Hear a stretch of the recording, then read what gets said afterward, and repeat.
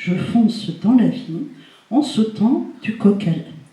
Pourquoi ? Eh bien, parce que justement, c'est des enfants qui foncent, hein, et ils sautent du coq à l'âne, c'est-à-dire que, à la fois, ils sautent physiquement et ils sautent au niveau de l'attention.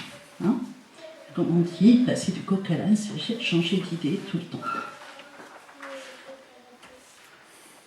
Alors, l'enfant TDA, eh ben, c'est un enfant. Et j'aimerais bien qu'on retienne ça. Hein ?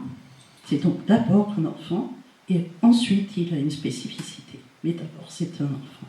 Et il a tous les droits de tous les enfants.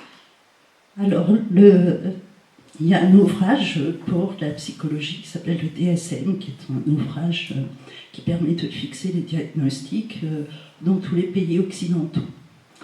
De parents, un accident grave ou Non, on ne va pas être là-dedans. On va être dans un trouble anxieux ou dépressif.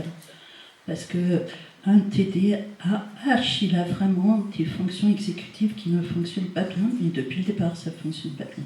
Après, on peut arriver à le faire développer mieux, hein, à l'aider. Hein. Il faut être clair, il y a quand même de l'espoir. Mais en revanche, quelqu'un qui va avoir un comportement qui se modifie comme ça suite à un choc, un décès d'une personne, une maladie grave, un truc qui vraiment le traumatise, non, on va être plutôt dans un stress post-traumatique ou dans un trouble anxio-dépressif, on va être dans autre chose. Hein. Après, il peut y avoir des gens, même adultes, qui se trouvent en SPT, donc en stress post-traumatique, et qui du coup, en raison de ce SPT, n'arrivent plus à fixer leur attention. Mais c'est jamais qu'une conséquence. Hein. C'est-à-dire qu'ils ont tout ce qu'il faut pour le faire. Eux, ils n'ont pas de souci des fonctions exécutives, mais ils ont vécu un traumatisme. On le rencontre, par exemple, en région parisienne, avec les gens qui ont vécu le Bataclan, des choses comme ça, qui ont perdu pendant un certain temps, un laps de temps, leur fonction cognitive et leur concentration et tout. Là, on est plutôt dans un SPT. TDAH, comme je l'ai dit, ça commence dès 3-4 ans. Hein. On s'en aperçoit vers 3-4 ans. Hein. D'accord ? Il y a certaines fonctions corticales qui ne fonctionnent pas bien, donc il faut l'aider pour que ça fonctionne mieux. Après, ça s'améliore. Hein. Alors que justement, il était juste un peu remuant.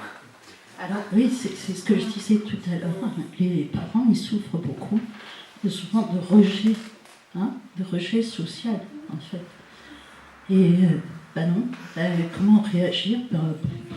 Si c'est quelqu'un que vous ne connaissez pas trop, vous en fichez, vous décidez de vous en ficher. Hein. Si c'est quelqu'un de votre famille ou qui vous est proche et pour lequel vous avez de l'affection, il faut lui expliquer ce que je viens de faire. Ouais, parce que justement, c'est un peu le but, hein, c'est un peu ce que voulait dire Liane aussi.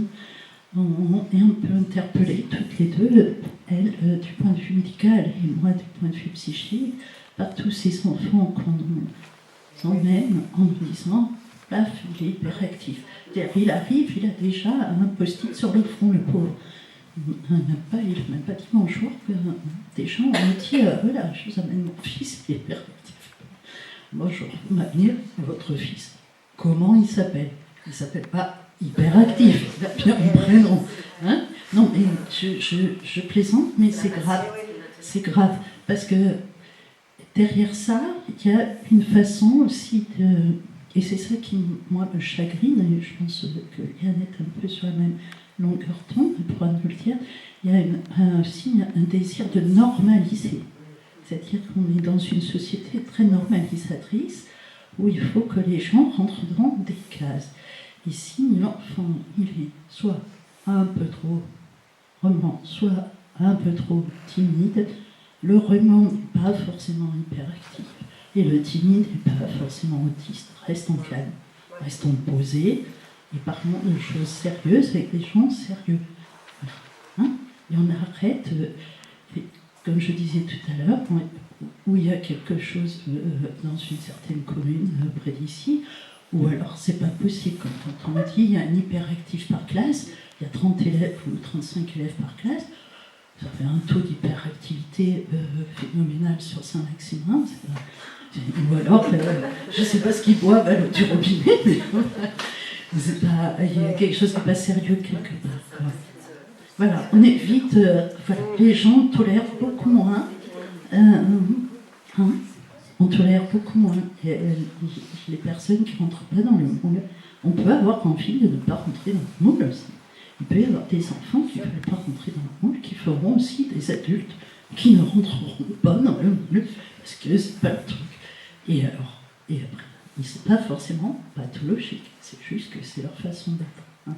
Donc justement, c'est parce que moi, tous ces hyperactifs là qui m'arrivent autoproclamés ou diagnostiqués par de ci, de là, ça me chagrine. Il n'y a pas tant d'enfants qui sont dans une situation pathologique. C'est pas possible. Et puis c'est quelque chose de très sérieux. C'est beaucoup.